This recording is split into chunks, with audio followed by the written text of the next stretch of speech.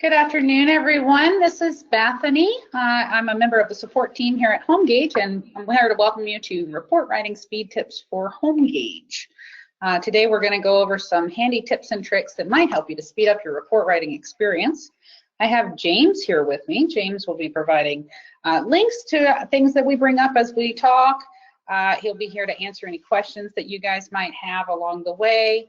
If he feels like there's a question that the whole group could benefit from hearing the answer to, I will answer those in designated question and answer periods throughout the webinar. We'll also stay a bit after the webinar to answer any questions that you might have that are maybe not related to some of the subject matter that we're covering today. You can also give our support team a call, 828-254-2030, if you have any additional questions, if we don't manage to get everything throughout the webinar, but we'll do our best. So I've already uploaded a handout for you guys. This is just a document that has links to pretty much everything we're going to go over today, in case you need some more detail or you forget what I said or anything like that. So you can take a look under your handouts section in your webinar viewer to find that handout. So let's just kick this off by talking about the various methods of report writing out there. Some of them are obviously faster than others. So some things that you guys could be doing, you could be using a digital camera, coming home to the office or into your home office and just writing the report from scratch, pulling in your pictures, not taking any kind of devices with you. You could maybe have your laptop with you on site. Every 2 or 3 defects, you come back to the laptop and type all that in. You've still got your digital camera with that method. Some folks are using the Surface Pro. They'll even take pics with the Surface Pro, or they'll use a digital camera in connection with an iFi card. Anybody that's interested, there is a link coming on how to use an iFi card with your Surface Pro if you're interested in that. What I want to talk about here today is probably the fastest method of report writing, if you can get your mind around it, is the HomeGauge Companion app. So for you guys that aren't using the HomeGauge Companion app, this is an app that you use on your smartphone or tablet. It helps you to collect your data. So you're going to be entering your auto comments. You're going to be taking your pictures with the app so that they're already where they belong in your report when you get back to the office. You're going to record your styles and materials this way. All kinds of good stuff with the HomeGauge Companion. So what I'm going to show you now is just some screenshots from our latest HomeGauge Companion beta release for Android. So you guys, you're not going to actually see this update on the iOS. This is only for Android. But we're going to just take a look at some of the screens for you guys that aren't familiar with Companion at all. This is what it's going to look like soon. For you guys that haven't tried beta, again, here it comes. You guys that have been with us for a while, just kind of hang out with me and we'll get to some more speed tips here in a moment. So what we have here is just your main screen. You'll notice some differences for y'all that have been using the Android app before. You can now download your appointments directly to your HomeGauge Companion. So if you use our appointments feature, James is going to put a link up for us.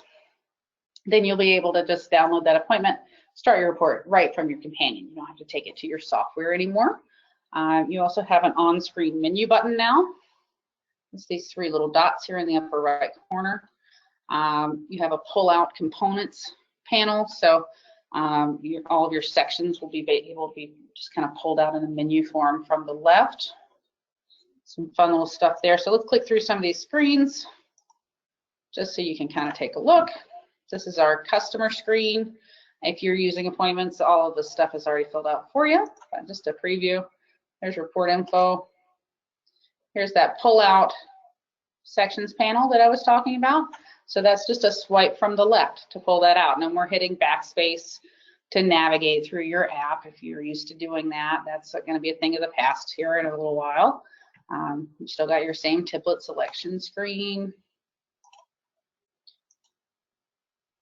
Here's another kind of closer preview of that components sections panel that you can pull out. Some things you guys might not realize that have been using the app, you can duplicate sections from the app itself. You just tap on the word components. So for anybody that doesn't know where that is, that's just this little guy right here. Looks like a header, but it's really a menu item. Once you tap components, you use your menu in the upper right corner, and you can just choose duplicate your sections right on the fly if you want. Here's another picture of that screen that'll come up. Mark your items, inspected, not inspected, repair, replace, whatever your column headers are. Here's your style and material selection. And this is your comment area. This is inside an actual inspection item. You'll notice these buttons haven't really changed for you guys that have been using it, but the first little icon down here lets you take a picture. Second icon lets you itemize a picture. So if you have two different problems in one area, you want to itemize those so that the comment that belongs to the problem number 1 lives with the picture for number 1. Comment that lives with picture number 2 stays with number 2. So itemize picture. You can take a video, itemize a video, and if you want to just review what you've got, that's the little film roll here on the far right. This is your comment screen action menu. So when you tap on the comments area, right here in the middle of your screen, these are the items that you get. So you'll notice that you can add an auto comment, you can edit and speak your comment. So that uses your voice to text that's built right into your device. Smart text is definitely still very useful on the companion. Itemize items right from here. And I wanted you to see this. This is the bottom of the list. You can insert a pass or fail stamp. That means that if you are creating a re-inspection report and you're needing to mark items as pass or fail, you can do that from your companion. We're going to get back into re-inspection here in just a few minutes. I just want you guys to realize that you can do that from companion. That'll make life a little easier on you. So that's just a quick preview of our new upcoming release for the Android companion. It's currently in beta. James has added a link to a handy little screen preview video for you guys that are interested in what the new beta is going to look like that maybe haven't had a chance to try it out yet. HomeGauge Companion, one of the best speed tips I can give you if you're not already using it. For you guys that are worried about maybe spending too much time trying to learn how to navigate in a smartphone or a tablet, maybe you're just not used to that type of device, or you're worried it'll take away from your time with your customer. I hear that sometimes. The best advice I can give you if you're just learning is to start small. So maybe just start by entering your styles and materials on every report. Do that till you get used to it. It'll give you a chance to experience sending reports back and forth on the cloud. You'll get some fun times in with maybe merging reports if you're building on a laptop as well.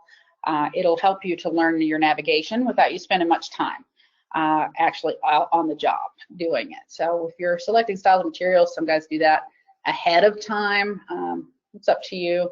Once you get a hold of that, then you can start adding your pictures where they belong, marking your items as repair, replace, even adding comments. But build into that. Add one thing at a time according to your comfort level, and you'll get where you need to be. I've seen guys that can finish a report in under 30 minutes that use Companion.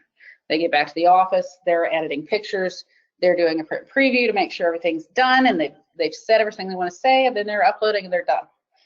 So we'll look at that a little bit more later, but that's just a quick little preview of the HomeGauge Companion app. So I'm going to stop real quick for some questions. If anybody has questions on the new app release or just HomeGauge Companion in general, now is the time. We're going to take just a brief pause to see if anybody has any questions.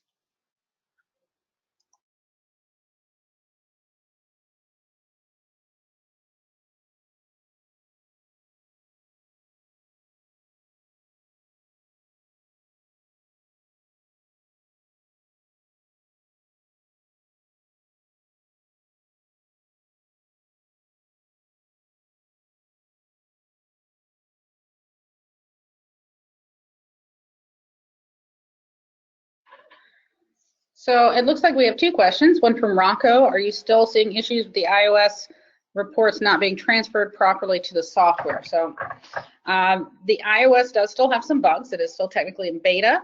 You're actually going to see a full rewrite of that app, which is why you're not going to be seeing any updates coming out for the iOS app anytime soon. It's going to wait until it has its full rewrite before we add anything else to it. If you are having reports not properly transferring, that is most likely related to a foreign character or just an odd character in your report ID. That tends to do it. The slash mark in a report ID can sometimes send an iOS report into the ether. If you are having issues with that, please do give our support team a call, and we'll troubleshoot with you on your specific issue and see what's going on with that. Let's see. We've got, oh, we're rolling pretty fast. Guys, if I miss any questions, since there are quite a few of you, I will try to get to them at the end. Don't be afraid to ask me twice if you think I missed you.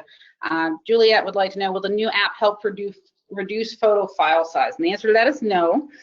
We still suggest that you use an alternate camera app to reduce your photo image size. And Android gives you many options on camera apps if you go to your Google Play Store. I use one personally called Open Camera. That seems to be working really well for me. There are tons of them out there. You do still have to use an alternate camera app to reduce your image size. When will iOS be released? I do not have a release date on the full rewrite on the iOS app. The developers have not communicated that to us yet, but you will see the release date in a future news alert. When they do have something to tell you guys, they'll definitely be letting you know in a news alert. Let's see. When will it be available and can I get the beta? Richard, you can get the beta now if you call our support team, 828-254-2030. We can send you the link to get the beta and give you some verbal instruction. The new app for Android will actually be released pretty soon. We're looking at probably within the next few weeks. So you won't have long to wait if you don't want to do the beta. Let's see. Joe, is this an updated version from the last? So Joe, it depends on what you've been using last. If you've been on our beta, you're probably seeing screens that you by now are a little bit familiar with. If you're on the regular current Android app, you're definitely seeing a new release. But the latest beta, I believe, is 0.7. So if you haven't gotten 0.7 and you're on the beta, give our support team a call, or get with James. He can chat with you a little bit about it, and we'll get you sorted. Okay. Let's see what else we've got.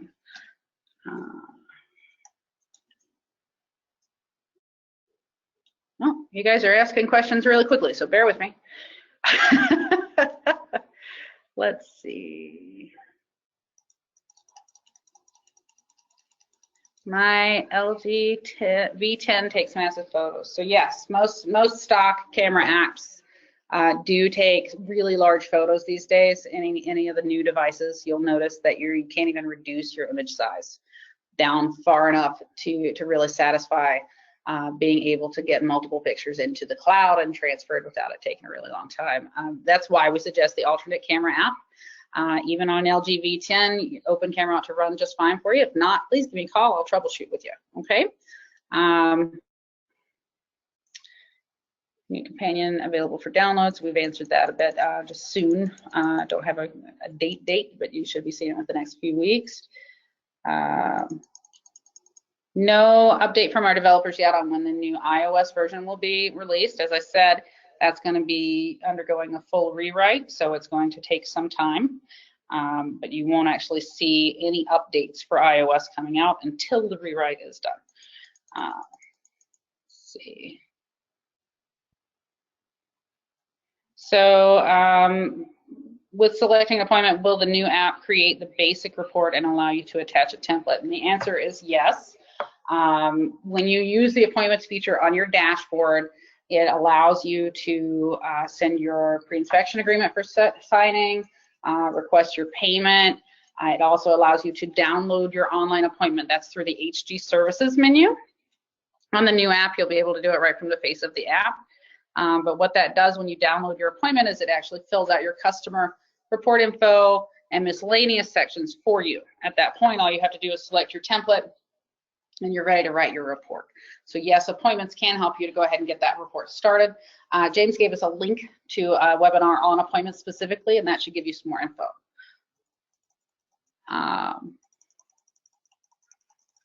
Good Lord. Let's see. Can I transfer from a handheld to a laptop without the cloud? Todd, the answer is yes. That's called manual transfer.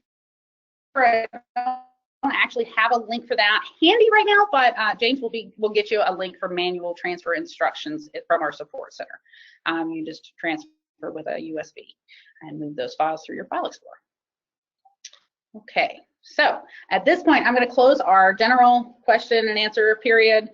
James is still going to be around to type any answers at you. If he finds one that he feels like we should answer as a group, we'll come back and have a general question and answer session here at the very end, where we'll try to get some of those other questions tackled for you, okay? But feel free to keep typing to James, and he'll keep us up to date, all right? So let's kind of move forward. I'm going to take you to just into the software now.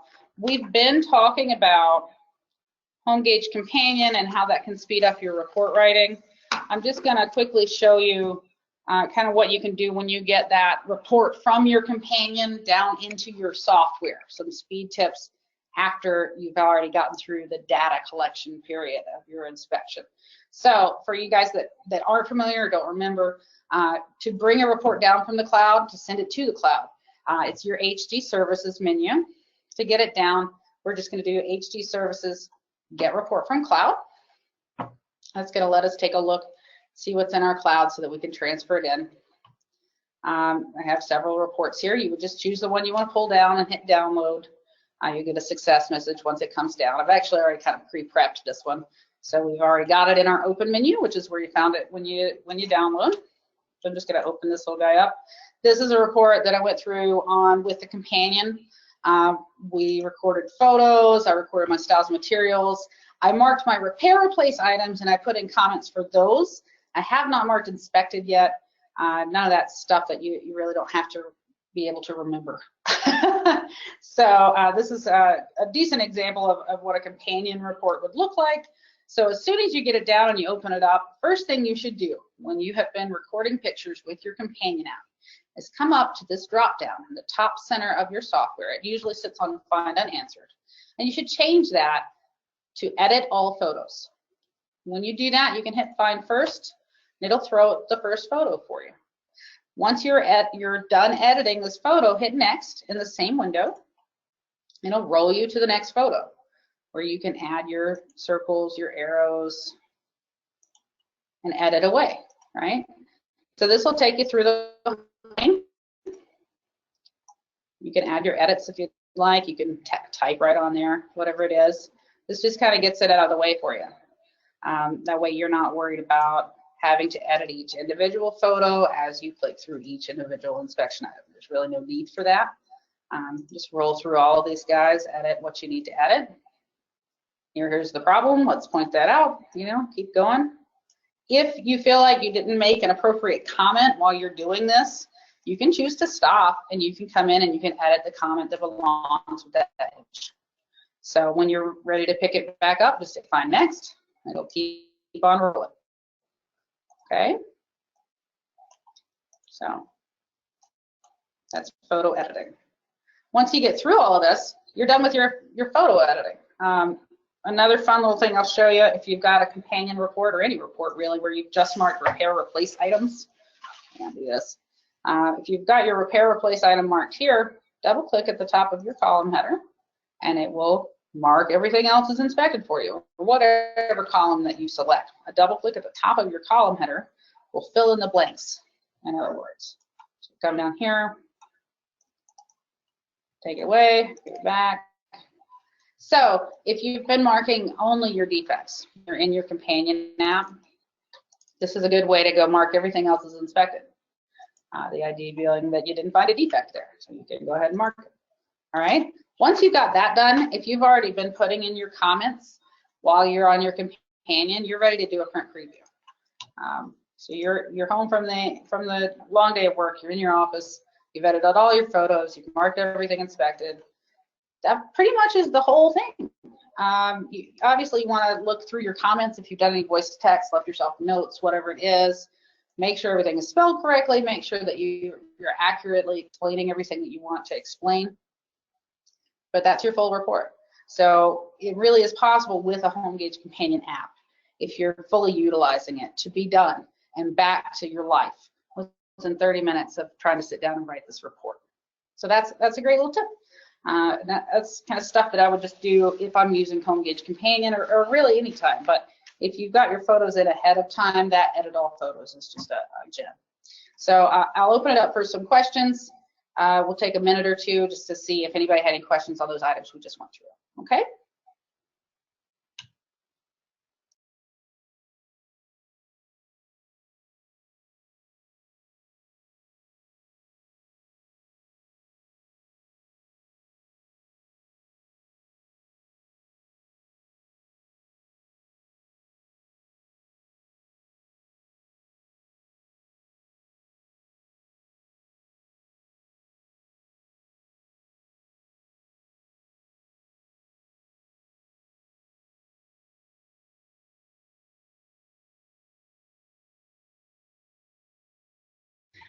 Rocco, I know James has already actually answered this question, but Rocco said this setup looks different from the HD5 version I have installed on my system. Was there an update I missed? Maybe, it's very possible. So if you guys feel like my software looks wildly different from your software, you can check. If you go up to your help menu at the top of the software, just come down here to check for updates. It will automate that process for you. So either you're up to date or it'll tell you that you have an update. Would you like to install it? If you say yes, it'll go ahead and install it for you. So be prepared for your software to close when you hit yes. But that's how you would check to see if you're on the same version as me. Let's see what else we've got here.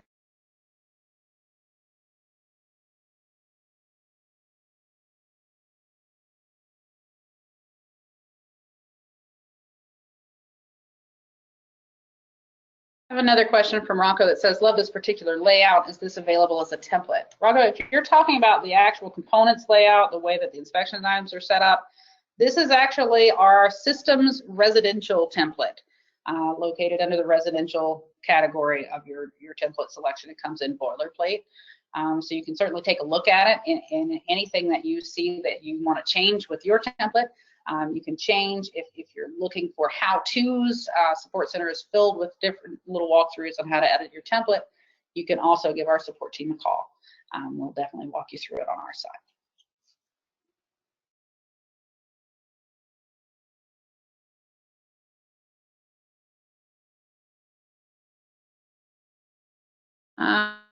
From Troy, will Companion ever be at a point to do full editing in the field? The answer to that is maybe.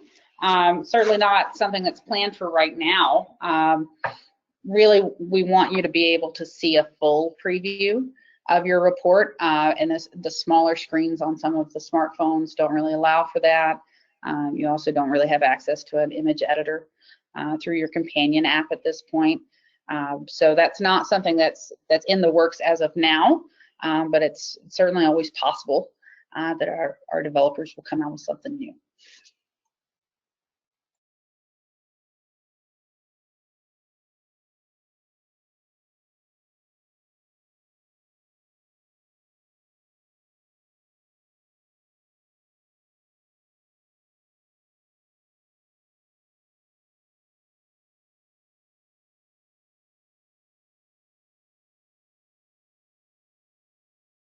Sure. Rocco, I just saw your response. I'm sorry, there are quite a few, so I'm scrolling through. No, my layout from the print preview. Let's take a look at what we're using. My print preview style and format. So if I'm in my print options window, you can get there by clicking print, file, printing options, or even upload. They'll all take you to the same place. Your second tab over is your style and format tab. I am currently on grid 3B, black. So if you're really liking how that preview looks, you're looking for grid 3B.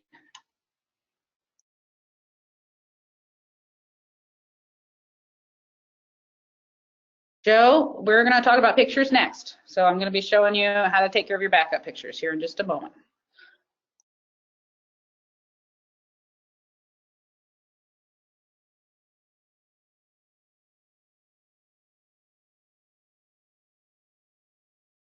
Todd, I'm going to ask James to remind me. We're going to go through this at the end. There is a way to move auto comments from one template type to another. You can certainly import and export. I will show you that after this speed tips webinar. Okay.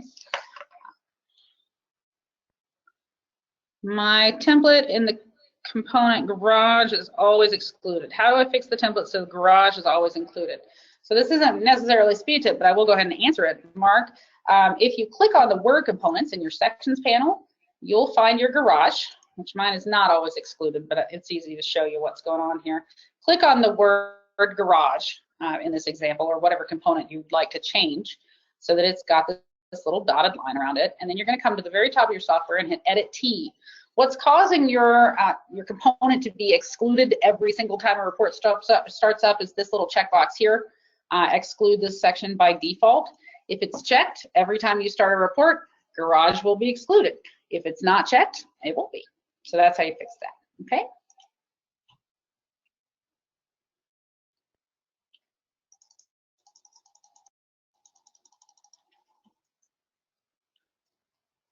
Tim, I'm going to come back to photos here in just a moment. I will show you something that'll help you to kind of filter through photos you want versus photos you just kind of took for yourself. Can I transfer reports from Windows 7 to Windows 8, etc.? Todd, not necessarily a speed tip, but yes, you can. If you're having trouble with that, please give our support team a call. They will walk you through. I do not have Word Rocco out of Naka version for the companion. I know that is planned, but I haven't had an update on from our developers on that. So definitely look for Naka probably being the ones that send you out an email, let you know when that might come out. Okay, so I'm going to pause real quick, and then we're going to pick up with some photo panel questions. So bear with me here.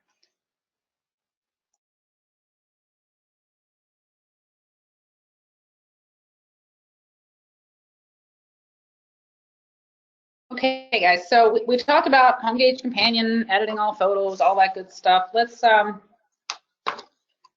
for a little bit about your photo panel, okay? Your photo panel is located on the left side of your screen, right here, pictures. You see it?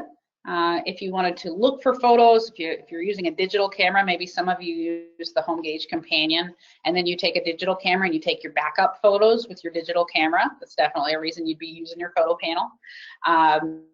If you bring up those pictures, even if they're all backup pictures, or maybe you're going to use a couple of them, it doesn't really matter. If you bring them up, pull something up here.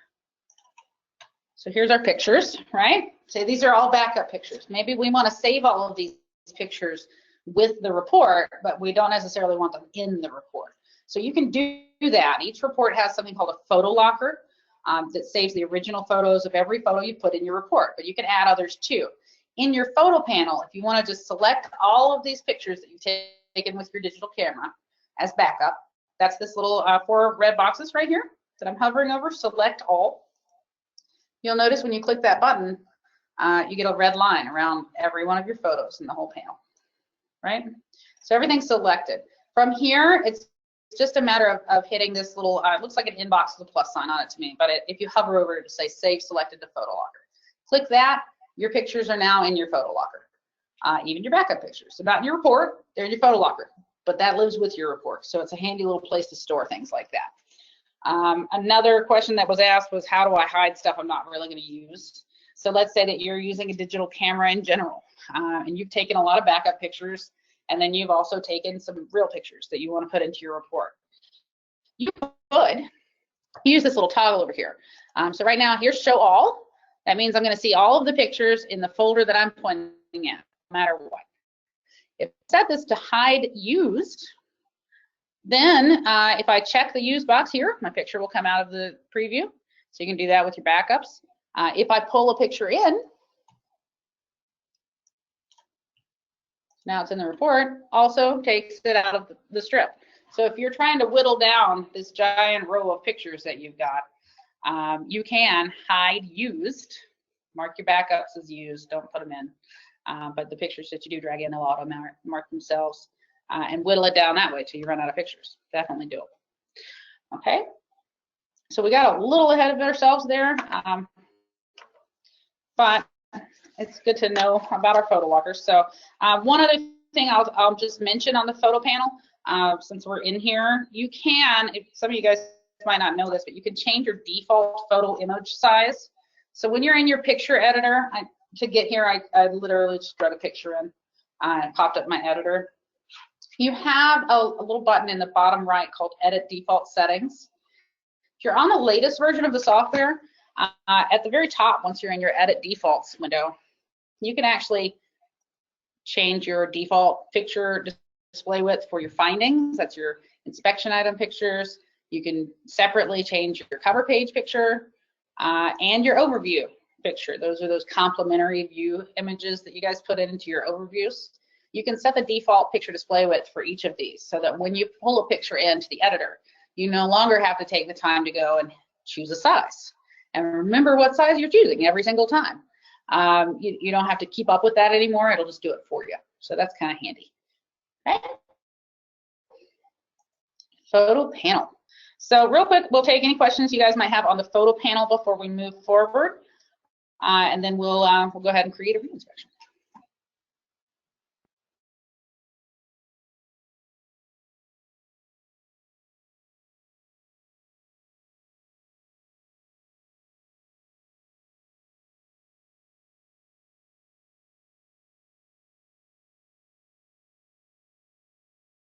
Todd, we're going to get to autofill a little bit later in the webinar, just so you know. Trent, if you can hear me, James is going to be helping you on reconnecting. I'm not sure what the answer is.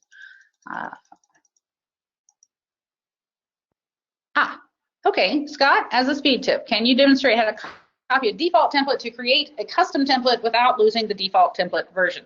So I don't know if this necessarily counts as a speed tip, but let's say there is a template, maybe boilerplate, maybe you purchase some narratives, whatever it is, and you don't want to really harm the original. At that point, you just open your template, open the original template, choose File, Save Template As, give it a new name, and hit Save. Once you do that, you now have a new copy of the same template. You can go in and make edits, modify to your heart's content. If you make a mistake, you can rest assured knowing that your original template is still intact and hasn't been changed at all. That's how you would do that.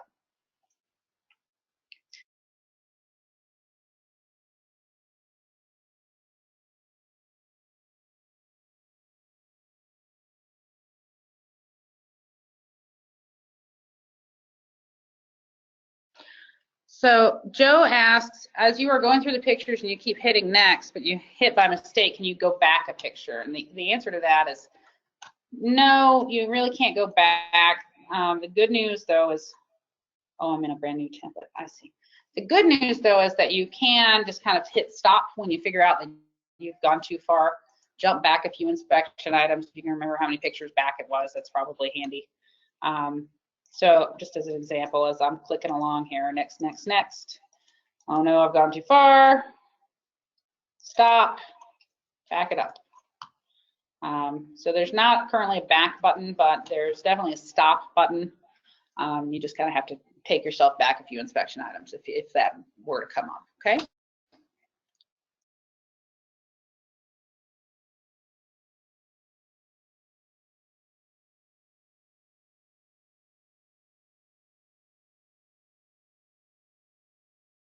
Evie has a question. It's probably just me, but every time I cut or delete a picture, it's lost forever. We want to save them all, even if we don't use them in the report. Where do they go when you delete them? So Evie, I did show you just now how to save all of your backup pictures at once into your photo locker, right? Let me show you your photo locker. Anytime you have a picture in a report, you pull the picture in, even if you delete it 30 seconds later, that picture is now in its original form in your photo locker. We do that just for scenarios like that. If you're having a clipboard issue, if something happens. But you can get to it really easily. If you have the report open, you just go up here to Report at the top menu in your software and show Photo Locker. And then it's actually just going to pop up a little window for us. Actually, it popped it on my other screen. There it is. You'll notice I've added these photos to my Photo Locker multiple times. So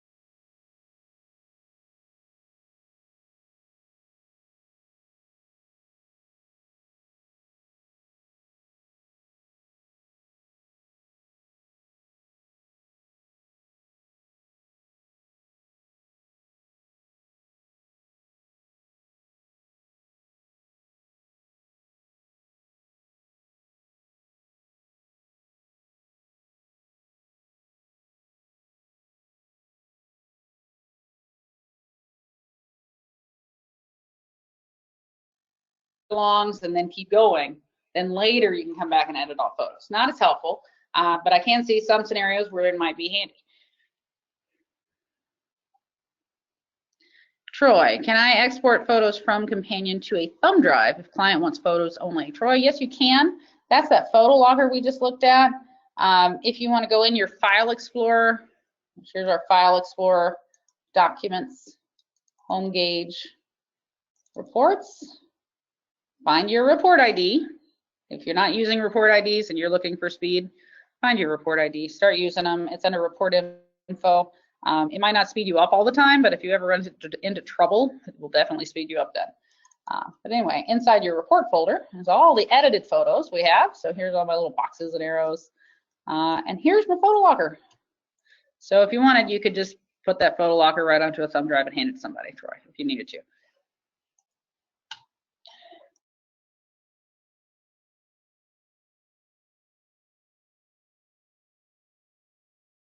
Rocco says, can you talk about the 3-day class at the HomeGauge Training Center in Asheville?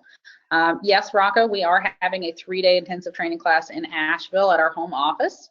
That's September 27th, 28th, and 29th. When you come to that class, we try to cram all of the knowledge that we possibly can into your brain within 3 days. We'll buy you breakfast, we'll buy you lunch, you're on your own for dinner, but we'll be nice to you the whole time. If you have questions specifically about the training class, or attending, something like that, give our support team a call, and they'll be happy to talk you through. Okay? Let's see. Scott wants to know, when you bring in your extra photos with a camera, is there a default location I should place these photos? Where does the companion put the photos? So the companion puts the photos right into your report folder. Even on your Android, there is a file tree. There's an Explorer there. You have a HomeGauge folder, inside of which is a reports folder. All your reports have their own folders, and that's where your pictures go. Same as on your actual computer. So that kind of works the same way. Documents, HomeGauge. You probably won't have documents on your Android, but you will have HomeGauge, and then you'll have reports. All your report folders will be here. You'll find all the pictures inside that folder.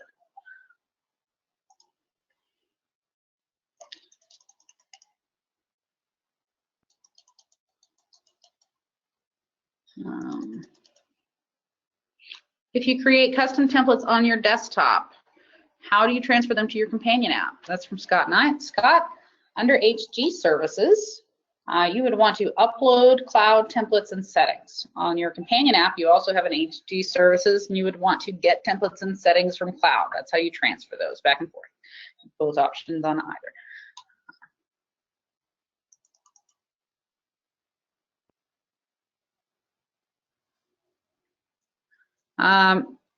Todd V, you are correct in that it does kind of look like there are 2 Todds on here. I'll do my best to try to remember to say the last letter of your name or something like that. All of the questions and answers probably won't be available. There is the links list, and we're actually recording this webinar.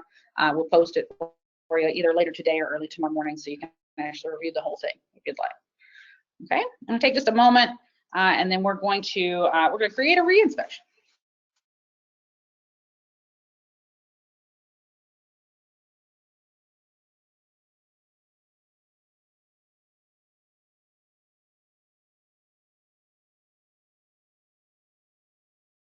Okay, so guys, we talked a little bit about how you can mark things pass or fail on your companion app. Let's talk about how you get to that point. If you inspect a house and then they call you out and they want you to do a reinspection on the items that you called out, you can actually create that report right in your HomeGauge software. So this just to show you. In your open menu, if you'll go and find that report you need to create the reinspection from. So for this example, I'll use Rosanna Dana here. Click on that report, so it's highlighted blue, just click it once. And then you guys are gonna be looking for the gear wheel in the lower right side of your open reports menu. It's right above the cover page photo if you have one.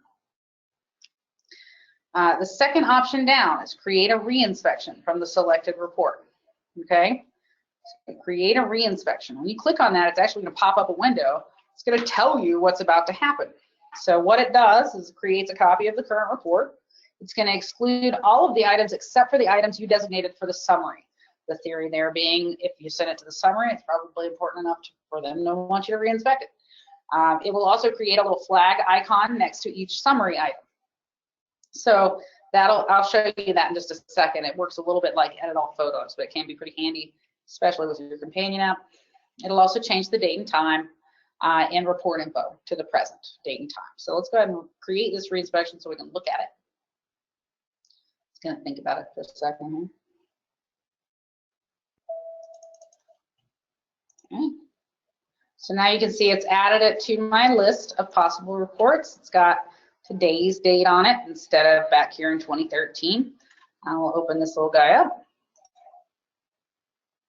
So you can see, if you look here on the left-hand sections panel, several components are outright all the way excluded.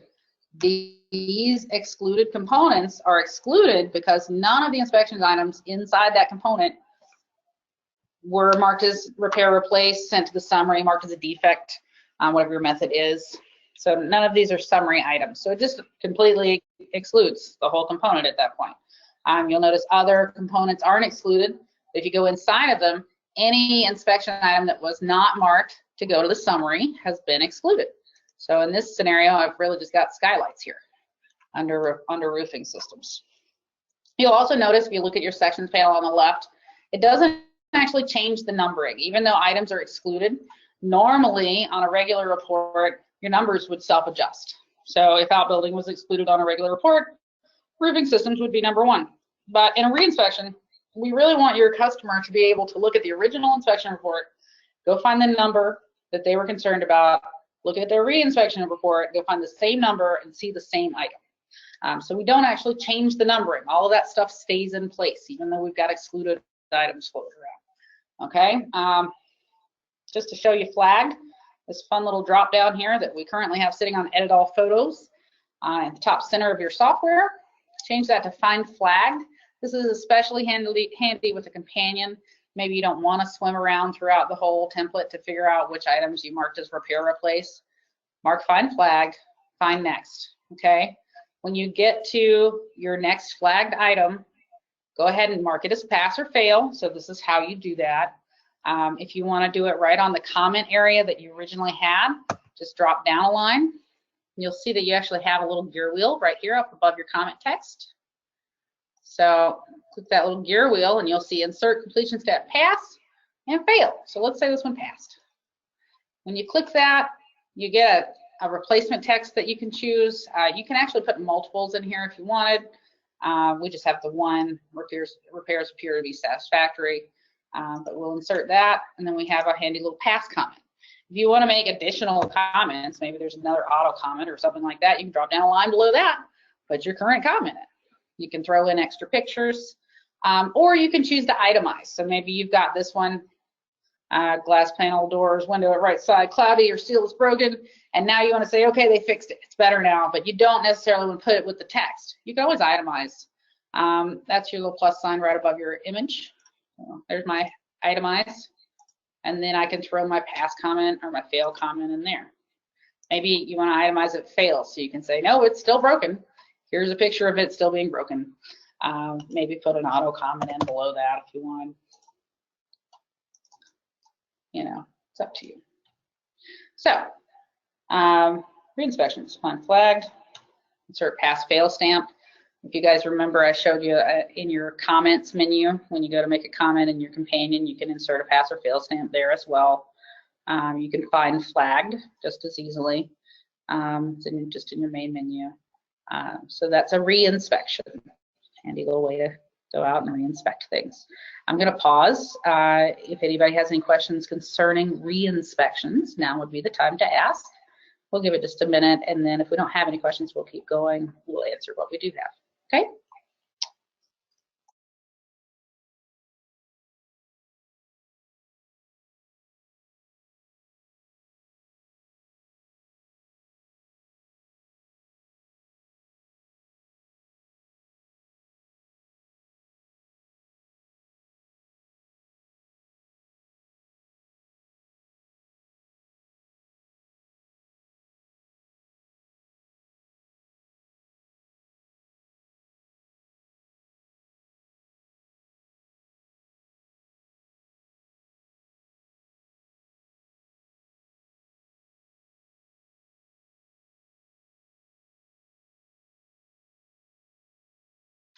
Evie, I'm going to try to answer this. James is going to follow up with you. Can I make custom template setting and preferences print and report available to everyone in the company instantly, or do I have to go through a cloud transfer for each inspector? In other words, can I change the path to the template so everyone is pointed to a file server? So I believe what you're talking about is maybe a shared network. Everybody's going to have the same shared data folder. That is not recommended for HomeGauge. You're going to have different reports coming from different inspectors, different template changes. There's going to be some conflict along the way. You might initially get everything set up and have it running along smoothly, but probably won't stay smooth for long. Not a recommended thing to do for HomeGauge, at least.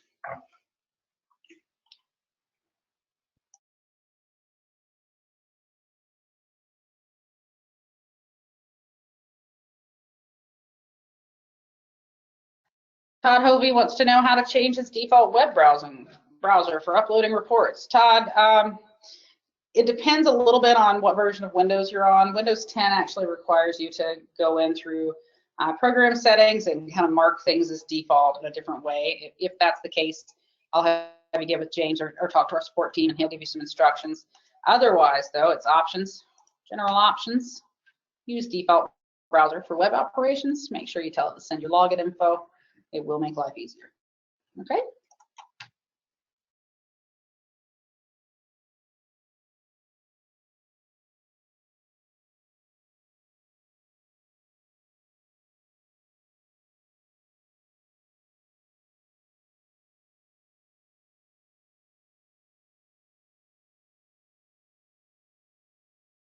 So Rocco, I see that you want to talk briefly about how to create auto comments or how to import purchased auto comments.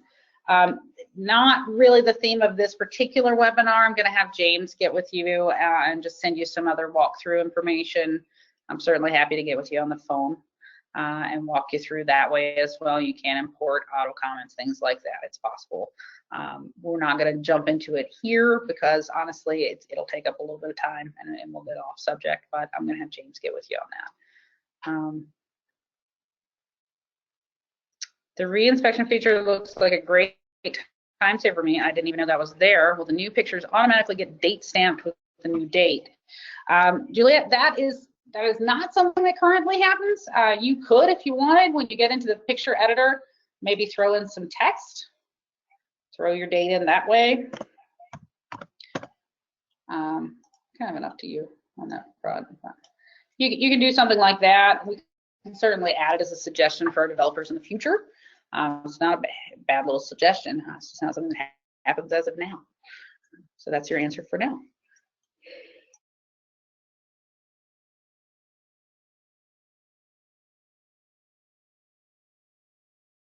Rocco wants to know if I have an auto comment library that is available for purchase. Rocco, we do not sell separate auto comment libraries. We don't have a template for purchase.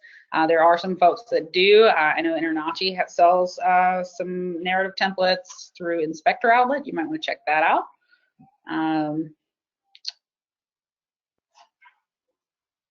So Trent says realtors do not like the current reinspection feature. They want to do a list of items asked for only. So Trent, you can do that. If they give you a list of items asked for, you can still use the reinspection feature.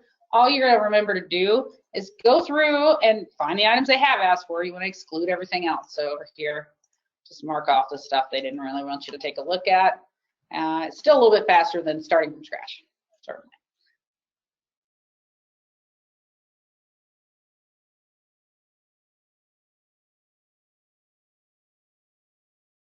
Scott says, what if it was a minor issue you marked as repair replace but did not include in the summary because it was not a material defect? Scott, I assume you mean that the realtor and the client want you to reinspect that non-material defect.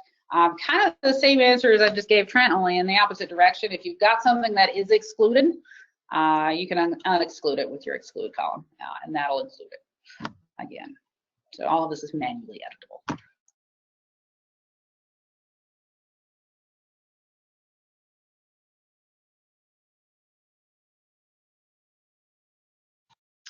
Ben would like to know, is it possible to merge multi-inspector reports into one report? If so, how is that done? Ben, totally doable. Let me pull something down just so I can kind of show you. Let's see what I've got in the cloud. So merge reports maybe not such a speed tip, but for you guys that are working as a team, probably is. So we'll cover it real quick. You definitely want to have different report IDs, right? So I'll take this little guy right here. You want to have both reports in your software. So you'll use the cloud or your employee's cloud and cloud transfer or something like that to get everything onto your computer. Once you have both reports, open the first one. This one doesn't really have anything in it, but it'll do at a pinch, right? Normally you have a template down below. You can select or not select, it's up to you. I'll just open the same template. It is better if you're going to work in a team, if you both use the same template, you will run into some problems and some duplication if you don't. So just so you're aware of that. If you guys are duplicating components, for instance, and we're going to talk about that here in a moment, all of your duplicates will come through. So if you're not naming your duplicates the same, you will end up with multiple duplicates. Anyhow, open the report, file, merge report into this report, choose your report that you want to bring in, choose merge. It'll ask you, hey, what sections do you want to merge? Usually it's all. We get a no errors. That kind of smushes everything together. So the first report that you open is the dominant report, just so you remember that. Here's my customers. I brought in both because I had two different ones. My report info stuck with my original report, did not alter. So it's good to know that, okay?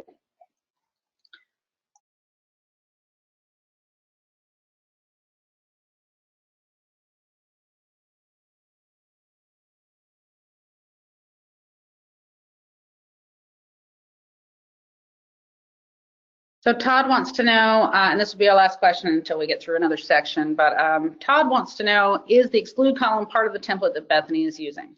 I've been excluding entire sections such as the garage. I would like to have the option to exclude line items. So Todd H, if I've got two Todds, I think I remember that. You can use the exclude column on any template. If you removed your exclude column from your template, you probably already called us. It causes some weird stuff to happen if you take that out. Just so you know where it is, in any section, in any inspection items tab, your exclude column should always be on the far right. It'll be the little guy with the X at the top. You just click in there and it'll exclude. Okay, if you don't have an exclude column, please call us. We would like to fix that for you. Okay, so we talked about re-inspections, talked a bit about downloading appointments, but just to show you guys downloading an online appointment in your software, if you're using appointments, HG Services, download online appointments. The reason you might want to do this in your software ahead of your companion is maybe you have, you know, a multi-unit building that you're inspecting, duplex or condos or whatever it is. You can come in here and choose your appointment to download and bring it into your software. We're going to look at duplicating sections here in a moment, and you guys will kind of see. Let's have a lot of this. You guys will kind of see why it might be better to duplicate sections in your software compared to in your companion. If you have a lot of duplicating to do, it's always going to be faster for you on the big screen, you know. So, oh, that's the one I want, right? So if you're going to download your appointment and prep it ahead of time, I'm just going to show you guys real quick how to duplicate a section. There it is. Open up your report. Appointment starts it for you. So it comes in with the top 3 section panels filled out, right? So we just select our template. And then if you need to duplicate, that's when you can start doing that. So to duplicate a component, you're going to click the component section header right here. Choose your component that you want to duplicate. So maybe I have an attached and detached garage, something like that. And then it's going to be these little buttons in the upper right corner. So here's our duplicate sections buttons. You want the double plus sign to create. We'll give you some stuff that's already pre-typed in here. If you don't like what that says, you can type whatever you want. Okay. So now I have an attached garage in unit 2. I don't know if you noticed, but there's an option here to prepend the section name. So if I were to add a detached garage and I want it to say garage in front, I check this little prepend button here.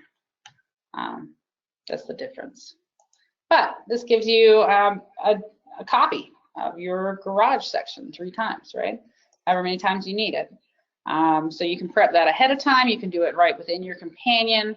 You know, if you run into a situation where you have an outbuilding and you're checking the roof over there, and then you've got the regular house or whatever it is, this is how you would handle that. You can duplicate your sections. Everyone's very clear on what you're inspecting, what you're reporting on, and makes your life a little easier too. So duplicate sections. Real quick, I'll go ahead and show you report fill as well. If you notice, I just duplicated 3 sections. I'm going to go in here. I'm going to mark some things inspected. Maybe put a comment somewhere. You guys can kind of do whatever you want with this. The reason people tend to use report fill is maybe if you have a certain style of home and the style of material options maybe are the same for the certain style of home, or you're in a certain housing development and all the houses are kind of cookie cutter, so you already know what you need and you know you're going to be doing some business there. What you would do is you'd open up your blank template, that's important. Select your styles of materials if that's what you want it to cover. Your inspection items, if you have something you know you're going to say every time you're in this particular area, so maybe you've got standing water in the yards for this housing complex or whatever it is, go ahead and get all of that set up, right? Once you have it set up, if you come up to report, save report fill, I'm going to let you give yourself a little nickname. So this is my housing complex report fill. I don't know. Select your sections. Okay. So the next time I get to this housing complex or whatever it is I'm doing, all I have to do is select my template, and then I'll come up here to report, and I'll apply my report fill. So apply report fill, housing complex. And you'll notice now everything's kind of filled out the same way I had it filled out before. So all my inspection items that I had marked are marked. My styles and materials are pre-filled. Even the comments are there that I typed in.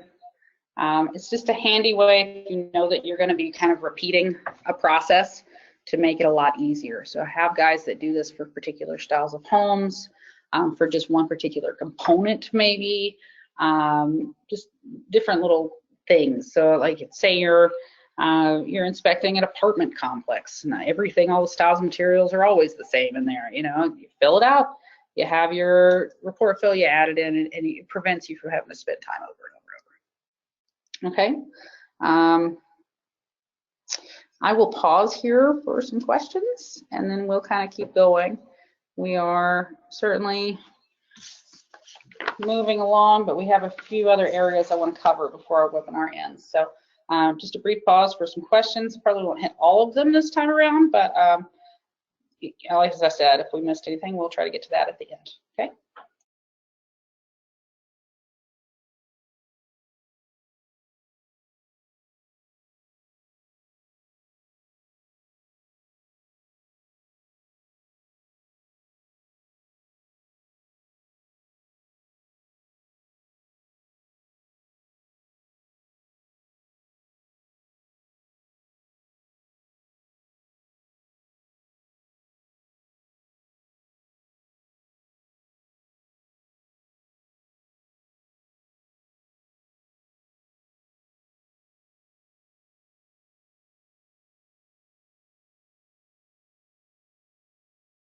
Mark G, this question isn't really speed tip related, but I just feel like I have to answer it. How long has HomeGauge been in business? Do you expect to be around for a long time? I would hate to spend all that money on the software and then have something happen. Thanks. So Mark, we are in our 17th year of business, and we do expect to be around for an incredibly long period of time. We would like to take over the world, but we promise we'll let you still inspect things afterwards. We will be around, definitely.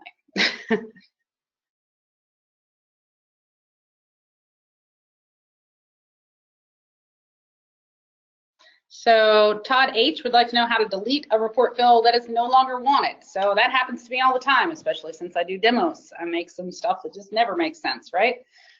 If you go to report and you choose apply report fill, you're gonna get this little list up. Choose the one you don't want anymore, hit your delete button, it's in the lower right. Are you sure? Yep, now it's gone. That's how you delete a report call. Okay, so we're gonna keep on trucking here. I'm gonna talk a little bit about our fast templates that Russell's brought in. I don't know, some of you guys are newer, some of you guys maybe just haven't noticed some of these new templates that have come through. Russell has added for us some fast templates. Fast template kind of means, well, here, let me find one. Rooms to system summary. This particular template lets you do your data collection room by room and then filters everything into a system by system summary for you. We've got some other ones, you know, that are just regular fast templates, but you can kind of choose what you want. Here's a systems to system summary. Either way, might be fun to check out for you guys that have been around for a while. You might see something you want to tweak in your own template, you know, stuff like that. The main difference between a fast template and a regular template is that you don't have column headers anymore. So if you'll notice, you do not have inspected, non-inspected, repair, replace up here to choose from in your column headers. You only have an exclude column. So what he's done in place of that is there's actually an auto comment that's set to be there on report start for every single inspection item that just says inspected. So this is more for the narrative writer, obviously. If you find a defect, you're going to go clear out inspected and add your auto comment, or you know, use your voice to text, whatever it is. This type of template was actually created for the guys that are using the HomeGauge companion that don't want to take the time to stop and mark something as inspected, repair, replace, whatever it is. They just want to keep going, no more clicks. This eliminated a lot of clicks for those guys. So anytime there's a new template, you guys should always check it out. Even if you don't love the whole thing, there's usually something that you do kind of like, and you can tweak your own template to match. So James actually has a link particularly on fast templates, where Russell shows you how to convert your own. Any of you that are interested in that should definitely check that out. Okay, so that's fast templates. Any questions on fast templates before we kind of keep going?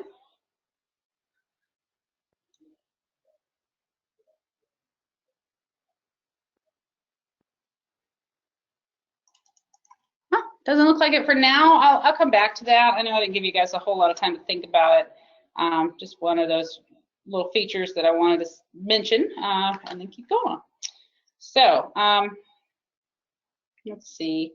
Let's talk a bit about comments. I know I actually had somebody that talked about comments for a moment there.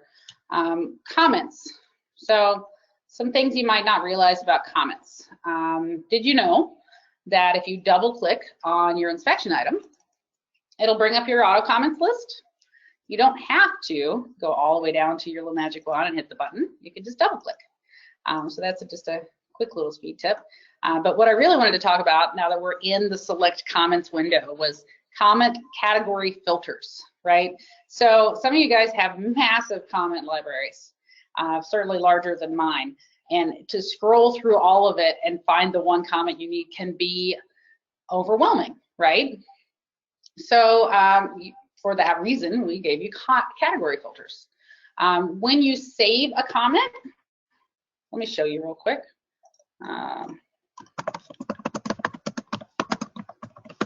You save an auto comment. It's this little magic one with the plus sign for anybody that's curious. You give it a nickname. It always asks for that, right? But then when you hit OK, you get this fun little window that says select comment category.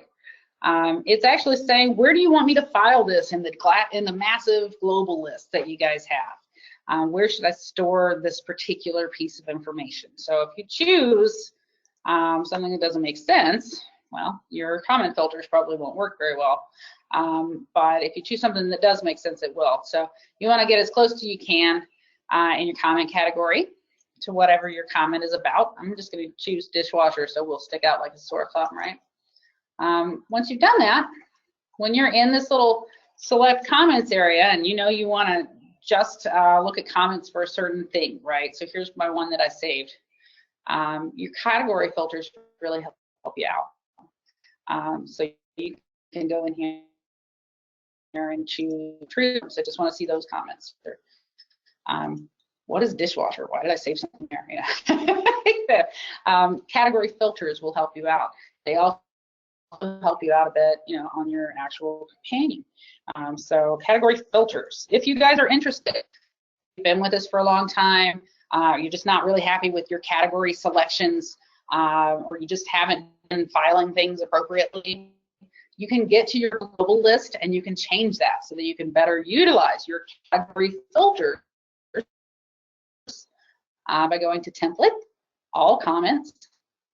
This is your global list, guys.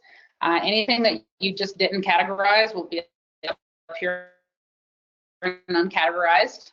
If you're anything uncategorized, I'm going to tell you how to fix it. Meantime, maybe we're not happy with our comment categories. We need an extra category. Let's say exposure just doesn't give me enough detail, or maybe a just different type of comments, or whatever it is. I need a new category. These little guys down here at the bottom left, the buttons directly under your categories list, will help you to create new categories, change what we have, and delete some if you don't like them, right? So if I hit my little plus T, you can have a new category. All right. Now let's say maybe I have a whole bunch of stuff floating around and uncategorized, or I have filed things incorrectly, or maybe I just fleshed out my categories so they'd be a little more detailed and I want everything to live where I think it belongs now. Clicking and dragging your comment over to your new category will move it for you. So it's just a matter of click and drag to get this organized. Once you do that, your comment filters will work for you a little bit better. Another fun little thing I'll show you while I'm in here, if you click this little 3 lines, this little icon right here, you'll notice you can kind of toggle how much text you see. So if you guys are really giving yourself good nicknames, maybe you don't need to see the paragraph of text that goes along with that nickname. You can toggle that right here next to your category filters, okay? Let's see. So global list is always quite the question generator, so I'm gonna pause and we'll take a look at what questions we might have on global list, category filters, everything that I've just been over, and answer those, and then we'll keep going.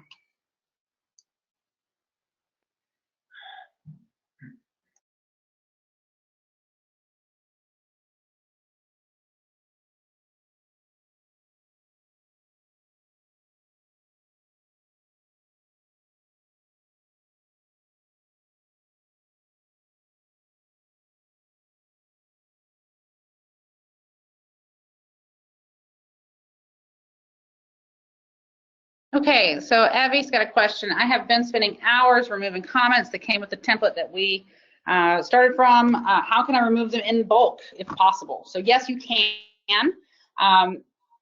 You're still going to spend time with your global list, especially if you got it from somebody else. But Template All Comments gets you into your global list. Let's see what I can find. If let's say I want to get rid of some of these, if I hold down Control as I'm selecting my comments, I can select multiples, and when I delete, it will delete all of them. If you want, if you want to maybe to take out a whole section, maybe you just want 1 through 5 to be gone. Hold down Shift when you click the last one, it'll select everything in between. Are you sure? No, definitely don't want to actually get rid of those, but that'll help you to kind of delete en masse. You do still have to stick to the same category. You can't flip between those, but it will speed your life up a little bit, okay?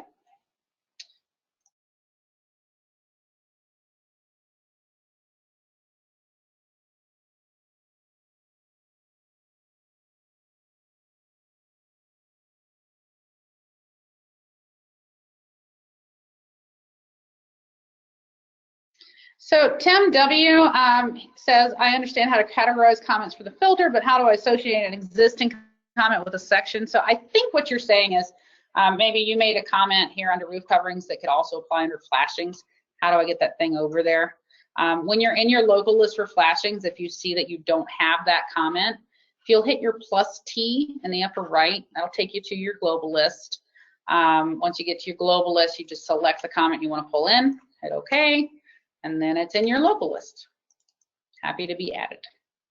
If I didn't answer that correctly, elaborate for me a little bit and I'll try again.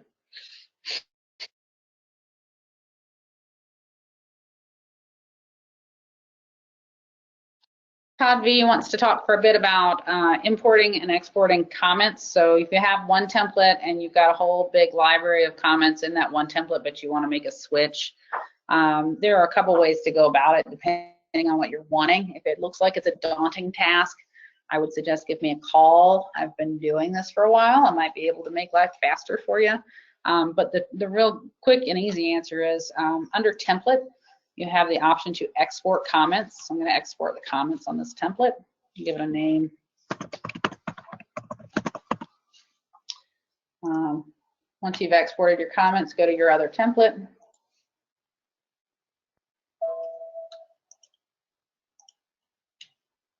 Select it.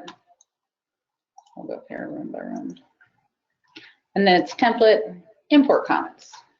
So it's going to ask you to go find that file, right? And open, and it'll pull it in.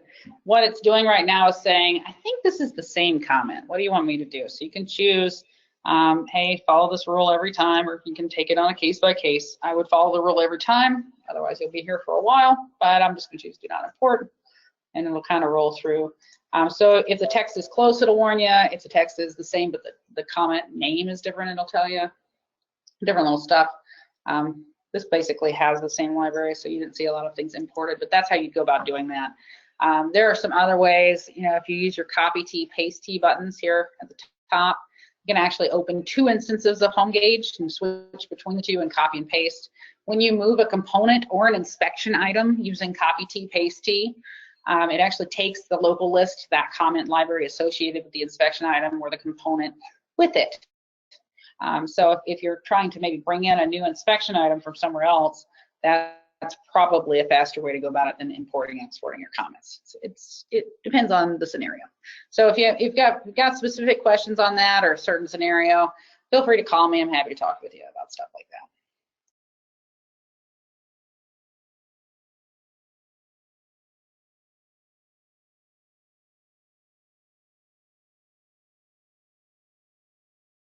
So Abby wants to talk about the global list versus the local list, and I'm with you, Abby. This comes up a lot. I'm going to do my best to kind of explain what's happening here. So your local list is the list of comments that you have tied to a specific inspection item. So this list that's under roof coverings only shows me the comments that I have told the software need to live with roof coverings, okay? Your global list is everything. All of your comments that you have with this template, all in one spot. So that's roof coverings, plus a whole bunch of other stuff. Seriously think of your global list as a giant filing cabinet where you just throw everything. You're not going to go find it there if you have a copy of it in a smaller folder in a place that's more readily accessible, i.e. your local folder.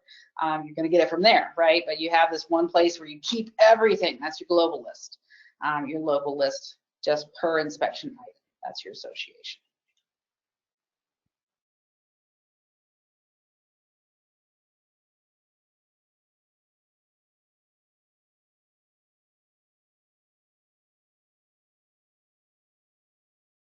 So the global list has categories, and you file each particular comment under a category that you feel is closest. Your categories in your global list do not necessarily need to match the layout in your template, so that doesn't necessarily match your component list, your actual inspection item list. Those are definitely 2 different things, which is why you can go in and create even more categories in your global list, stuff like that. Abby, I'm not real clear on one of your questions, so I'm going to have James get with you on that. So he'll follow up here in just a sec. Do we have any other questions on global list versus local list, using comment filters, reordering, stuff like that? I'll give it just a sec, see what else comes through.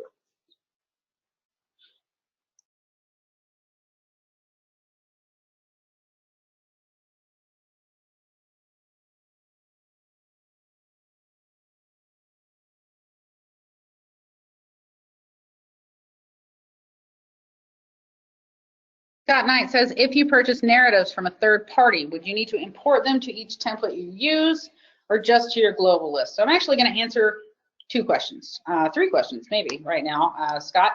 So if you purchase narratives from a third party, let me start with, if that third party is the inspector outlet and you're purchasing the Kit and Shepherd narratives, it actually comes with its own template. So you can modify that template to match your own, or you can pull in, maybe import the comments from that template over to yours. It's kind of an up to you. But most of the time, everything's, well, actually all of the time, your comments come with a template. So you might modify what they give you. You might just adjust yours, use your copy T, paste T. There are different little scenarios. Definitely get with us if you get into a situation like that, if you're not just wanting the whole thing to come over, and we'll try to work out something that's a little better for your situation. Let's see. Okay. All right, for right now at least, and we can come back to this after the webinar if you guys have further questions. I want to talk about some other things you can do with your comments, actually. So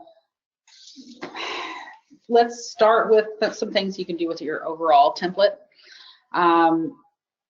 Some of you have maybe a PDF or a flyer or something that you like to give out with every report. I have some guys that are out there that like to give out a flyer that talks about when it's appropriate to change your filter, hey, clean your full screen, or whatever it is.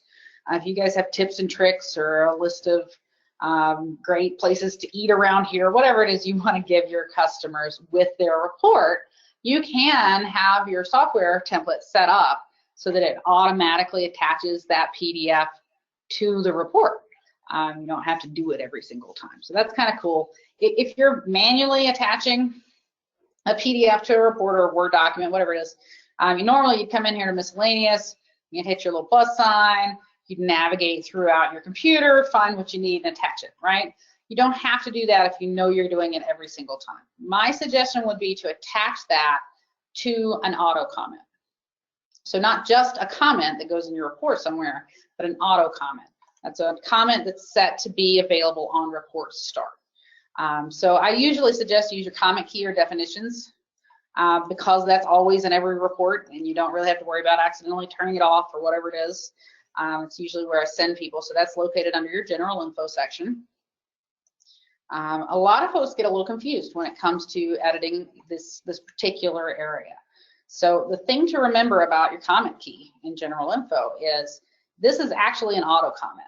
Just like you normally would go into your inspection item, you would select the comment that applies to your scenario and pull it in. That's what this is, only it's been marked to appear on report start every single time you open your template. That's all it is. So you still find it in your auto comments list. If you'll notice, you have this little magic wand guy up here. Still have an auto comments list. Here's comment key. You can always kind of cheat if maybe you've changed the name of your comment key or whatever it is. You can tell what's there to be marked to be there on report start because in this little right-hand auto column, you'll have a Y. So that's your quick little look. But select your comment, choose your edit T wrench, that's in the upper right of your select comments window, and you'll get this little edit comments window up. You get this up when you create a brand new auto comment as well. So it should look pretty familiar. But let's say I want to attach a PDF. I want to tell everybody I use HomeGauge or whatever it is. This little guy right here, the paper clip. When you hover over it, it'll say attach a document to include with comment. Click on that and you'll get into a window that says attach documents. But you'll notice first off, there's no document to attach in this list. So your next step is actually going to be to go and find that document associated with your comment. So that's your plus T here. Once you're in your plus T, find the document you're looking for. So I'm going to use, we use HomeGauge here. It'll actually pop up and ask you for a name. That's because when you attach a document from a third party outside of the software, you end up with a link on your attachments page. Whatever you name this attachment, that's what the link is going to say. So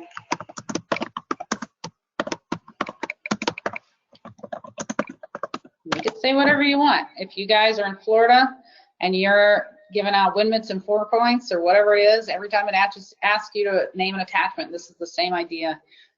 Make it say what you want. If people are not clicking on the right attachment in your report, right click here. Use all caps, whatever you want to do.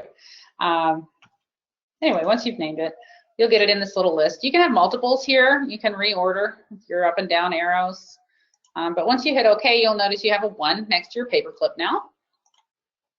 So let's okay ourselves out. You'll notice my Save T button is lit up. You don't necessarily see anything on this particular report, right? Nothing changed. But now, if you'll watch, I want to save this guy. The next time I choose my template, was it really room by room? I did that. When you go to miscellaneous, look, it's already here. There's my attachment. That's because the comment that's set to come in as soon as my template opens brought this PDF with it. That's all that is. So that's how you would attach a document to your report permanently, so that every time you open it, it's always there. You won't use this if it's a 1-minute or a 4-point, but you might if it's an advertisement or just some handy tips you like to give out, stuff like that. So that's how you would attach a PDF to a comment. Another reason you might want to attach something to a comment, maybe not an auto comment, maybe just a comment. We give you some drawings. You have a drawings tab here on the right-hand side. And you've got several little outlines in here. So here's one for roofing. Maybe you want to attach a diagram of how things should look. Hey, this is broken. Here's why it's broken. It should look like this. Yeah. If you go find your comment that you want this diagram to always come in with all the time. So let's go find a comment. Actually, let's go find it. Nice. So here we've got chimney is not flashed properly, which has the added bonus of smart text, which we're going to talk about here in a little while. If I edit this comment right now, again, you'll see here's a paperclip. Then there's this little guy that looks like a house. This is actually your picture, attached picture icon. So when you click on it, it gives you the same kind of prompt. You still hit plus to go find your image, right? If you're attaching a drawing that's already in your HomeGauge drawings folder, documents, HomeGauge, and then drawings, best possible way to get to that. Okay? And just attach your drawing. This is not going to be the right drawing. It's not going to make any sense. You guys are going to have to forgive me. With a drawing, if you label this little guy here, short description of the attachment, that's actually your picture label. You don't necessarily have to label it, but it's kind of handy.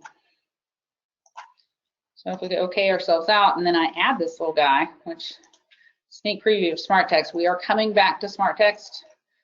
Do not get too excited about this. But see what happens when you pull in your image. Your edit picture window pops up immediately thereafter. This image will stay tied to this comment until I physically go break that connection, which means I don't have to remember, oh yeah, I have a diagram for that.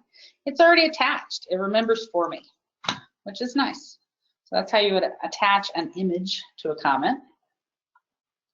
I'm going to go over one other thing, and then we'll have some question and answer period.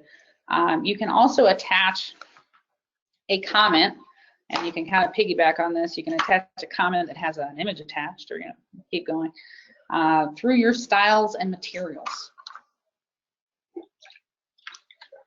So that means, let's see where we're going to go.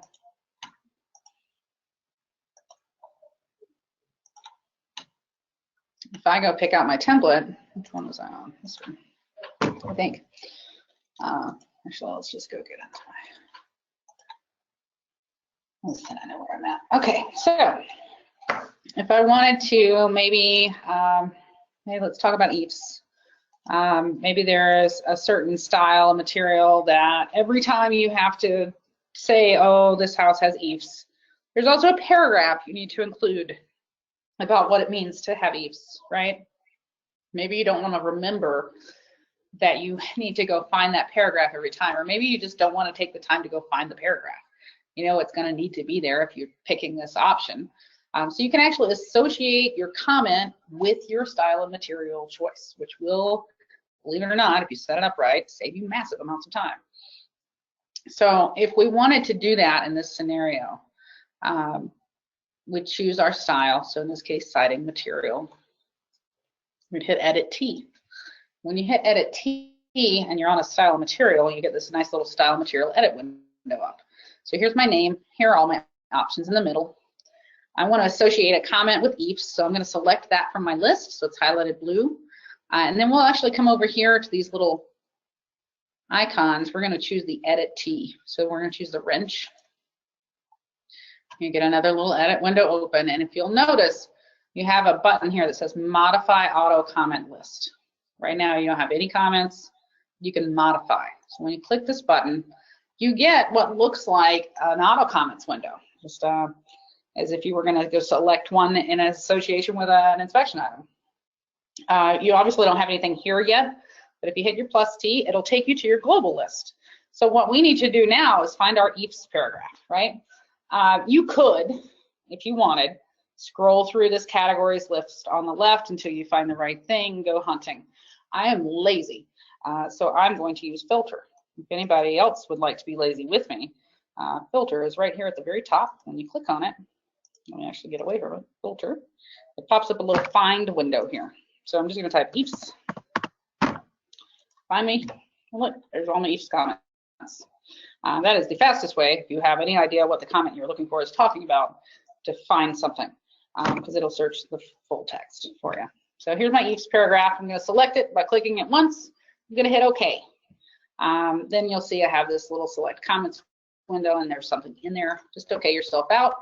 You're going to keep OKing yourself out, but I want you to notice now there's one comment associated. Another thing before I get all the way out of here, you do want to pay attention to your inspection item parent. Some of you will be doing this and you won't have a parent assigned. In our case, wall cladding, flashing, and trim, that's where we want this comment to go anyway. But some of you won't have an item parent. So that's just the inspection item that this thing feeds into. If you don't have one assigned, you want to hit select and go find it. It'll give you a list of all your inspection items. Hey, which one am I supposed to put a comment in, right? Yeah, okay yourself out. You'll see your Save T button lit up. So once you click on Save T, let's get out of here. You'll notice your EIFS, by the way, is in bold now. That indicates there's a comment associated.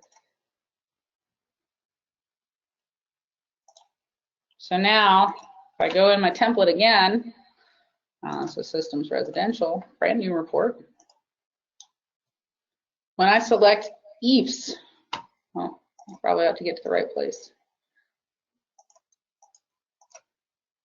So EIFS, you'll know it's got a comment because it's in bold. If I select it, this is just a little message that comes up that says, hey, you've got a comment selected to go with this. So I'm going to throw it in here. Once you guys get tired of these little warning messages, you can turn them off. Do not share this message again. If you're new, please don't turn them off until you're so bored with them. Okay, they're good for you. But anyway, hit OK. Come back to your inspection item. Here's my EIFS paragraph. Already in there. I didn't have to remember. So that's a handy tip. If you can take some time out ahead of time to associate certain comments with different style material options that you know you're always going to have to say something about. So EIFS, maybe polybutylene, stuff like that. It will save you some time, and then you don't have to worry if you're going to forget something, because you don't have to remember anymore. So I'm going to pause for a minute or two here, and we're going to take some questions. Once we get through that, we'll talk a little bit about smart text, and then we'll kind of wrap up from there. So just a small break type of way, and I'll be trying to answer some of your questions.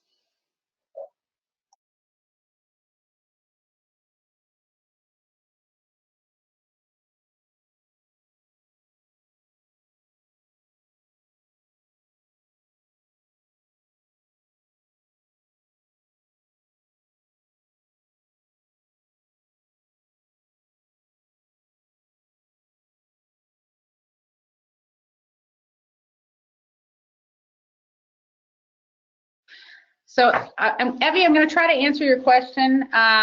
It's saying North Carolina requires us to list styles of materials by location. Can we duplicate and repeat styles of materials? I'm not sure I'm going to be answering this correctly. I might be misunderstanding you, but when you duplicate a component, so if I'm in here and I'm like, here's the main roof and here's the garage roof. I guess I should click the right thing. It gives you a full copy of your inspection items. It also duplicates your styles of materials.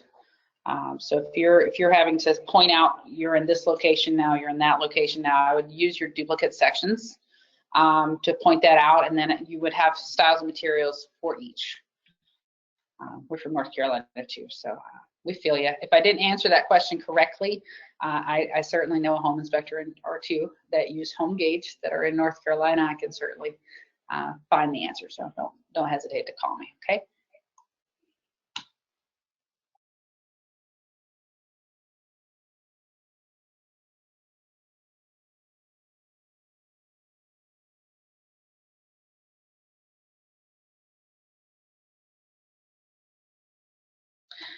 So this question is from Juliet. How can I set up my photo edit defaults to repeat the same tool so I don't need to click on the tool between each edit? The answer to that is actually in your editor. When I showed you how to set your defaults, so edit default settings here in the lower right, you've got some stuff that you set up here for default display width. What's in here? I know it is. Let's see. One of these little guys will actually show you what your default is. Hold on.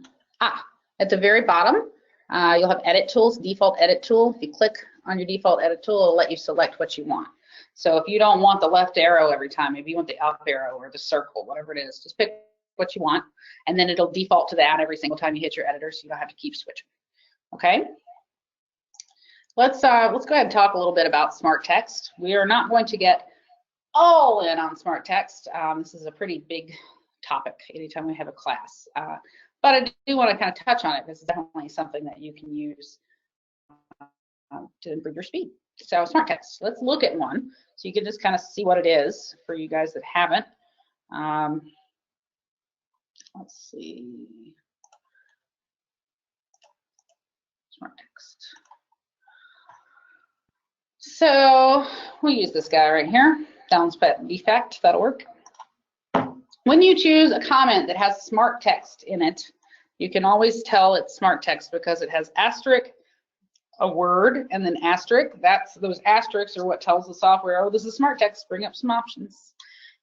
It'll actually pop up a little insert window and you can choose what you want your text to be. So this is a way to use one auto comment instead of 20 with slight variations. So in this situation, the downspout is damaged at the front right. And then, you know, what happens if it's down and if it's damaged? No, I'm not going to answer this correctly, but if I do, it'll be an accident. Anyway, you put your sentence together. We give you multiple options. You choose what option suits your situation the best, and it builds your sentence for you. That's smart text. I am going to show you creating a smart text option briefly. If you are new to this, I would suggest using smart text as your first step. And then we'll kind of, you know, step yourself into it. But you can create your own smart text. I'm going to give you something super, super simple just to show you what's going on there. So to create smart text, to practice, first type your sentence. Here's my sentence. Okay, now we're going to save my sentence as an auto comment because we want a smart text sentence, right? So you're going to save your auto comment just like always. Here's a little wand with a plus sign. We need a comment, so there you go. So what do we want to be interchangeable? For this example, I'm just going to use the color. Maybe the ball might be red next time, or green, yellow, doesn't matter. Highlight the word that you want to have be interchangeable. And then your smart text button is actually this little plus sign in the upper left of your edit comments window. You can use the smart text words that we give you. There are plenty. So if you choose one of these guys, you can actually see all the options down below. I'm going to create my own smart text word, right? So I'm going to hit my plus T in the top little comment area. So that's very top right, plus T. What's my new smart text word? I'm going to go with color, right? That's my smart text word. And now I need some options. So you add your options on the bottom, plus T, red. Maybe don't capitalize red. Still, blue. All right, so now we have some options, right? Hit OK, and you'll notice it's actually gone ahead and replaced your word with your variable smart text, okay? When you select this now, actually, let me give you a new area. So if I go get my smart text comment that I just created, there it is, insert as one. What color's the ball? This time it's green. That's all smart text is. So my best advice for you, if you're going to create your own, is write an actual real sentence. Then figure out what your variables are and create smart text for those variables. Don't try to start from using the variable. You'll find it's a lot easier to swallow if you start from a real sentence and then kind of modify from there. I'm going to show you a couple other things you can do with smart text. For you narrative writers floating around out there, you can set up a smart letter. So if you're typing along, so this is broken, right? You've been just typing your paragraphs, and then you're getting to the advice stage of things. Maybe there are only 3 or 4 things you ever say when you get to the advise portion of your comment. If you have a smart letter, so I have set one up, that's my smart letter. You can type your smart letter as you go. When you get to the end of your sentence, or as soon as you type your smart letter, it's up to you. If you use control and space, or you can use the gear wheel up here. If you're a typist, you're probably using control space, but gear wheel, replace smart text, or control space. It'll pop up your options. So and then you just choose your option. I don't actually have anything in mind, but that's how you do that. So let's see what else I have. Should probably give it an option. Fix me. There's that. Now let's try it.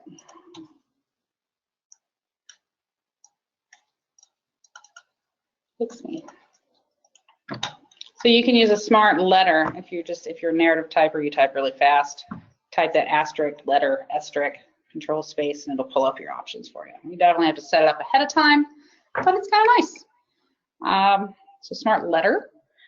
There's also freeform. You guys that are using HomeGauge Companion that are narrative writers might really, really like freeform. So I'm just going to show you freeform. Let's see. Maybe if we're under appliances for this one, something like that. So you guys that are narrative writers, maybe you've got a smart text sentence. Here, I'll go ahead and create one.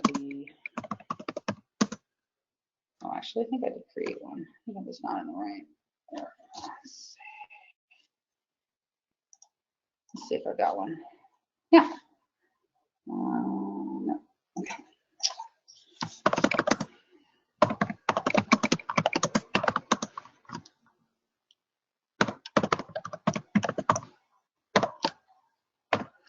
So let me just save this real quick. And then we'll get rid of it. So if you guys are a companion and you're narrative writers, you can set up the word freeform to allow you to type text somewhere. So the model number is, instead of giving you several options to choose from, you just type whatever it is. So there's my model number. This works on companion, so it makes life a little bit easier for you. If you have an auto comment set up and you know that you've got one thing that's going to be different every single time, but you don't even know what it is, freeform is a great option. So again, to use freeform, that's going to be asterisk, all caps, freeform, asterisk. All right. One other neat little thing that we learned recently, we actually had an inspector in one of our training classes show this to Russell, and he thought it was a great idea. You'll probably see it in a template coming to you soon. You can use freeform as a connector. And what I mean by that is if you maybe have some auto comments and you're in your companion and that doesn't let you edit your template, but there's something that you don't have in your smart text options that you really kind of need. You don't want to have to go back and re-edit. You can actually have freeform set up as an option. So the suggestion here is to go up to template and choose all connectors. We give you all the basics, is, are, also, stuff like that. But maybe I'm going to add a new one now. So I'm going to actually add the word freeform with the asterisk.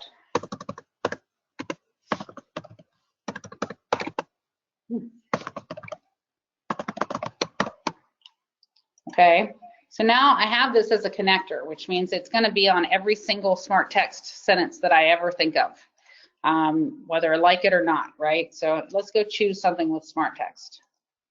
The trash compactor, let's say these replacements just don't do whatever's happening justice. Go find the connector freeform right there and insert that instead. Pops up a window, you type what you want.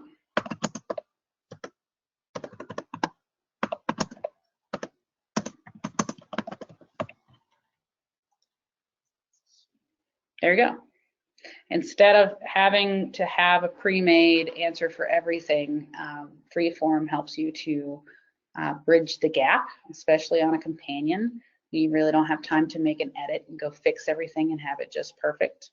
Freeform gives you that little extra bit of wiggle room. So that's a handy little tip that came in our last training class from an inspector.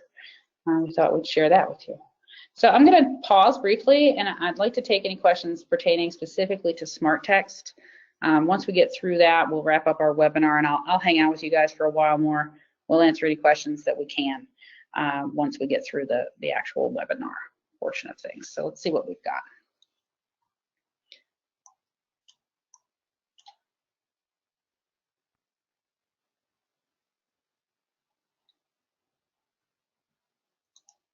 If you choose a smart text and choose the options, can you then also make it a new template item? That's from Scott.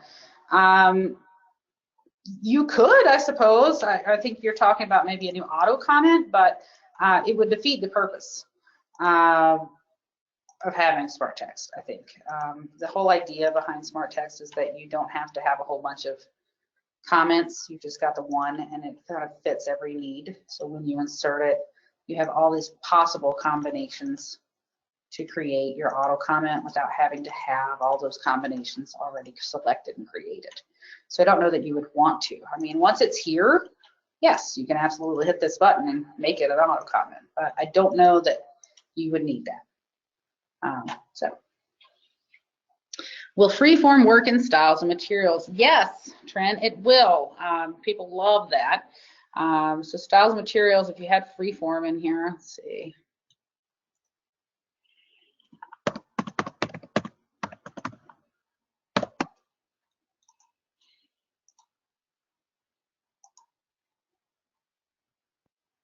I might need a parent item. I don't have a parent item. Interesting. Oh, actually, this is giving me some trouble. So I'll actually come back to you on that, Trent. We'll have James take a look and see kind of where we get with that.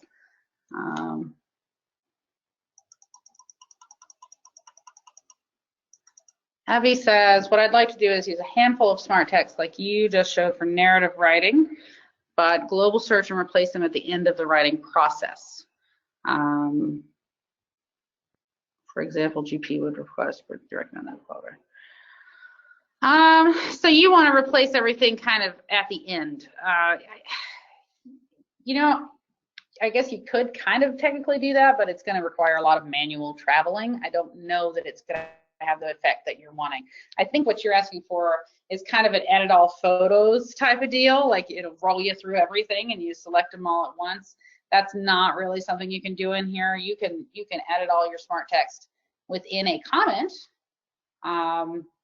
but not necessarily for the entire report. I think the belief there is that it might get a little confusing if we're navigating you that quickly through all that text, which text you're on. So not at this point.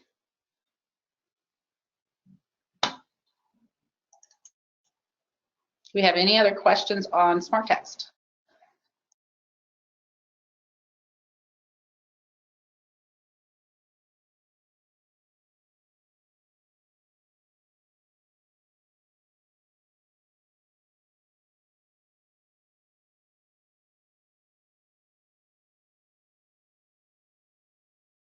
Okay, folks, so it looks like for right now at least,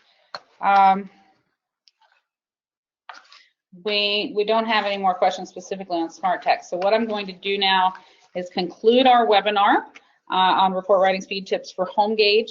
We're going to stick around for another 10 to 15 minutes just to answer any additional questions you might have. We will upload this video later today, maybe tomorrow, depending on how long it takes to create and upload. It can be a journey sometimes, but we will have this available for you if you want to view it again later. And we're going to stick around for a little while after and answer any questions you might have. So I'll be hanging out with you, okay?